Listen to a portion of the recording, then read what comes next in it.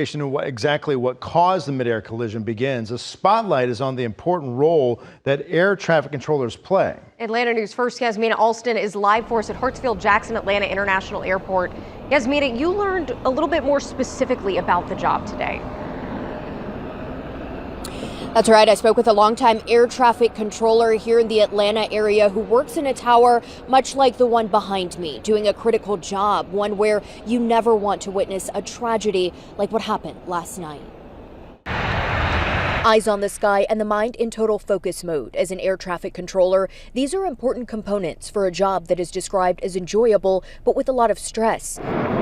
We asked an Atlanta area air traffic control worker to share his experience on the job. He didn't want to be identified since he is currently employed, but for over 30 years, he's worked every air traffic control facility in the city. We don't give ourselves enough credit for the job we do because it is so easy to us that we think anyone can do it, when in turn, it's not a job for everyone.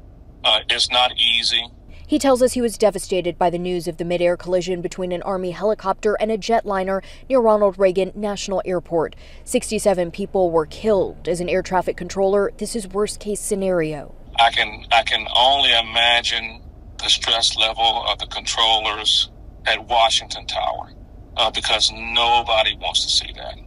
We take so much pride in the job we do and the product we deliver that it's just so unfortunate that they'll have to go through that and the scrutiny that'll come with it. He tells us right now air traffic controllers need all the support they can get. In a statement in part, the National Air Traffic Controllers Association said they join all Americans in grieving for those who lost their lives. NATCA continues to work with all federal agencies regarding last night's accident. The air traffic control worker we spoke with reminds others now is not the time to rush to conclusions.